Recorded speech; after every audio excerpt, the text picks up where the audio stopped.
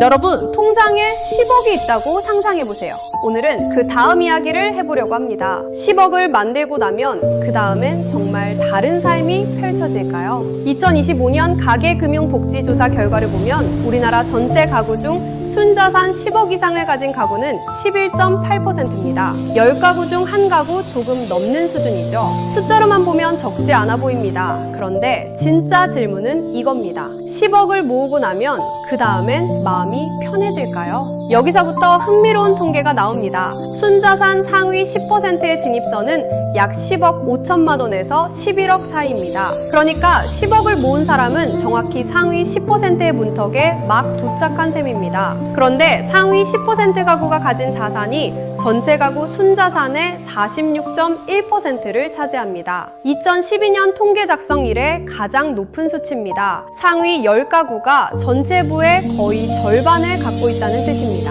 여기서 한 가지 짚어야 할 게 있습니다. 10억을 모은 사람은 분명 상위 10%에 들어갑니다. 그런데 동시에 자신보다 훨씬 위에 있는 사람들의 존재를 처음으로 뚜렷하게 보게 됩니다. 이전에는 부자라는 개념이 흐릿했는데 이제는 숫자로 보이기 시작하는 거죠. 그 다음 단계로 가보겠습니다. 순자산 상위 1%의 진입선은 34억 8천만 원입니다. 2025년 3월 기준으로 전년 대비 5.5% 오른 수치입니다. 상위 1%에 속한 가구의 평균 순자산은 약 55억 원 수준입니다. 이들의 자산 중 80%는 부동산입니다. 평균 거주주택 가격은 17억 9천만 원이고 이는 전체 순자산의 33%에 해당합니다. 그리고 가장 위로 가보면 상위 0.1%의 진입선은 97억 원입니다. 여기까지 오면 우리가 흔히 말하는 100억 자산가의 영역에 들어섭니다. 자, 정리해보겠습니다. 10억은 상위 10%의 문턱, 35억은 상위 1%의 문턱, 100억 가까이는 상위 0.1%의 영역. 숫자만 보면 단순한 사다리처럼 보입니다. 위로 올라갈수록 좋아지는 직선 같은 그래프 말이죠.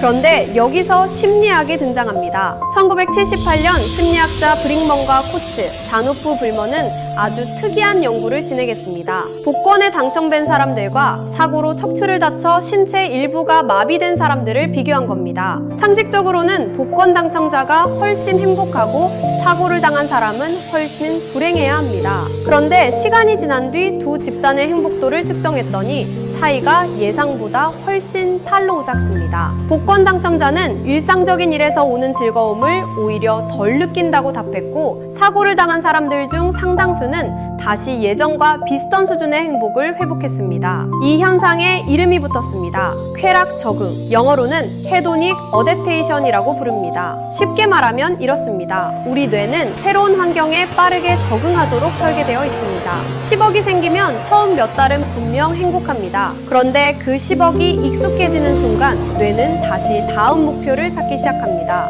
10억이 있으면 35억을 가진 사람이 보이고 35억이 있으면 100억을 가진 사람이 보입니다.